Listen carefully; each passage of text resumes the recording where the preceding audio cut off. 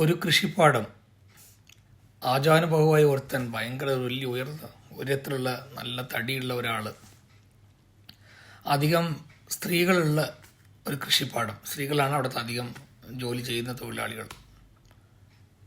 ആ സ്ത്രീകൾ എന്തെങ്കിലും കുറച്ചൊന്ന് ലേറ്റ് ആയാലോ അല്ലെങ്കിൽ വരാൻ ചെയ്യുന്ന ജോലി എന്തെങ്കിലും തെറ്റുണ്ടെങ്കിലോ ഈ ആചാനുഭവമായി ഒരു എന്താ പറയുക അവിടുത്തെ ഒരു സൂപ്പർവൈസർ അയാൾ ഈ സ്ത്രീകളെ കാലുകൊണ്ട് ചവിട്ടും. ആ സ്ത്രീകളൊക്കെ പോയിട്ട് ചേറ്റിൽ വീഴും, മുഖമടിച്ച് വീഴും, ഒരു പൊട്ടിക്കരയും. അധികാരത്തിന് മുമ്പിൽ അവർക്കൊന്നും ചെയ്യാൻ പറ്റാത്ത സ്ഥിതി. അങ്ങനെ എല്ലാവരെയും അയാൾ ചെയ്യും. പക്ഷേ ഒരു സ്ത്രീയുടെ മകൻ ഇടയ്ക്കിടയ്ക്ക് സ്കൂൾ കഴിഞ്ഞ് വരുമ്പോൾ ഈ അമ്മയെ കാണാനായിട്ട് കാത്തിരിക്കും. അമ്മ കൃഷിപ്പാടത്ത് ജോലി കഴിഞ്ഞ ശേഷം അമ്മയുടെ കൂടെ പോകും, ഒരു കാട്ടുവഴി പോകണം. അവൻ മിക്ക ദിവസം തൻ്റെ അമ്മയെ ഈ ഉയരത്തിലുള്ള തടിയുള്ള ഇയാൾ ഇടയ്ക്കിടയ്ക്ക് ഇങ്ങനെ ചവിട്ടി അമ്മ താഴെ വീഴുന്നത് കണ്ട് എൻ്റെ മനസ്സിനുള്ളിൽ എന്നെങ്കിലും ഇയാളെ നമുക്ക് തല്ലണം. പക്ഷെ അയാളെ അടിക്കാനായിട്ടോ അയാളെ അറ്റാക്ക് ചെയ്യാനായിട്ടുള്ളൊരു ആരോഗ്യമോ വയസ്സോ ഒന്നും ഇവനില്ല. അങ്ങനെ കുറേ കൊല്ലങ്ങളാകും. ഇവൻ കോളേജിൽ പോവും, ജോലി ചെയ്യും, സമ്പാദിക്കും. അങ്ങനെ ഒരു കുറച്ച് സൗകര്യമായിട്ട് വന്നു. അങ്ങനെയുള്ള സമയത്ത് ഒരിക്കൽ ഇവനെ വേറൊരു സ്ഥലത്താണ് ജോലി കിട്ടിയത് മോന്. അവൾ കുറേ പണക്കായിട്ട് ലീവിൽ വന്നിരിക്കുന്ന സമയത്ത് അമ്മയുടെ കൂടെ പുറത്ത് പോവാണ്. അപ്പോൾ ഒരു മാർക്കറ്റിൽ നോക്കുമ്പോണ്ട് ഒരു വയസ്സായ ആളിരുന്ന് പച്ചക്കറി വെക്കുന്നു. അപ്പോൾ അമ്മ പറയും, മോനെ ഇത് ആരാന്ന് മനസ്സിലായോ? ഇല്ല അമ്മ, എനിക്ക് ഓർമ്മയില്ല. മോനെ ഇതാണ് അമ്മയൊക്കെ ചവിട്ടാറില്ലേ ഒരാൾ അക്കാലത്ത്, അയാളാണത്. അപ്പോൾ ഇവന് കൈയൊക്കെ ഇങ്ങനെ തരിക്കുകയാണ്, അടിക്കാനായിട്ടും ചവിട്ടാനായിട്ടും. അപ്പം അങ്ങനെ അടിക്കാനായിട്ട് പോകുന്ന സമയത്ത് അമ്മ തടസ്സം ചെയ്യും, മോനെ വരുത്. ചെറുപ്പത്തിൽ ഒരാൾ ചെയ്ത തെറ്റിന്, യൗവനത്തിൽ കുറേ തെറ്റുകൾ എല്ലാവരും ചെയ്യും. ആ തെറ്റിന് അവൻ വൃദ്ധനാകുന്ന സമയത്ത് അവൻ ഒരിക്കലും നമ്മൾ ശിക്ഷിക്കാൻ പാടില്ല. അതെന്താണ് അമ്മേ? അവൻ്റെ ആ തെറ്റുകളൊക്കെ അവൻ്റെ മനസ്സ്, ആ തെറ്റുകളൊക്കെ ഓർത്ത് അവൻ്റെ മനസ്സ് അവനെ കുറേ ശിക്ഷ കൊടുത്ത് കാണും.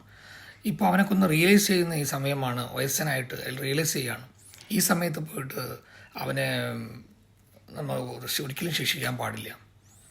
അപ്പോൾ ഇവൻ ചോദിക്കും, അപ്പോൾ ഞാൻ ശിക്ഷിക്കില്ലെങ്കിൽ ഞാൻ എന്താ ചെയ്യണ്ടേ? ഞാൻ വലിയൊരു ശിക്ഷ കൊടുക്കട്ടെ? എന്താണ് മോനെ വലിയൊരു ശിക്ഷ? അമ്മ നോക്കൂ.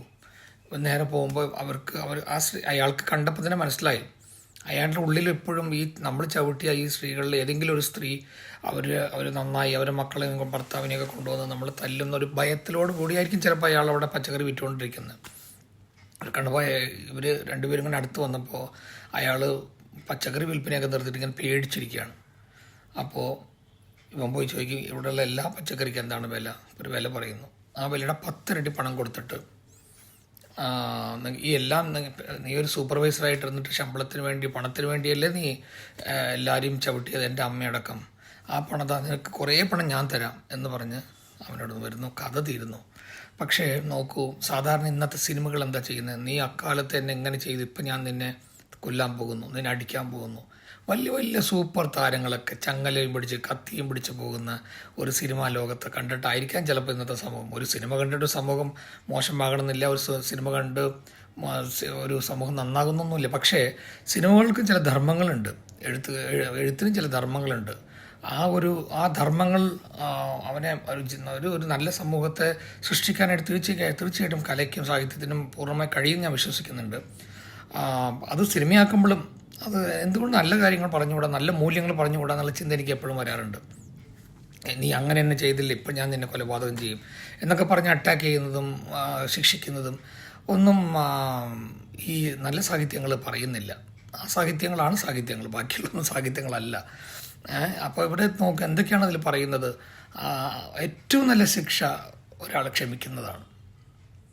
അത് നമ്മളൊരാളെ ക്ഷമിക്കുമ്പോൾ നമുക്ക് തന്നെ നാം സന്തോഷം നമുക്ക് കിട്ടുന്നു, സമാധാനം കിട്ടുന്നതെന്ന് നമ്മുടെ ആത്മീയ മൂല്യങ്ങൾ പറയുന്നുണ്ട്. സോ ക്ഷമ അതിന് ഏറ്റവും വലിയ പങ്ക് ഈ സമൂഹത്തിന് ഉണ്ട്. ഓരോ മനുഷ്യൻ്റെ ആത്മീയ ജീവിതത്തിലും ക്ഷമ എന്ന് പറഞ്ഞാൽ രണ്ടുണ്ട് അർത്ഥം. ഒന്ന് മറ്റുള്ളവർ ക്ഷമിക്കുന്നത്, ഇനിയൊന്ന് ക്ഷമയായിരിക്കുന്നത്. Thank you.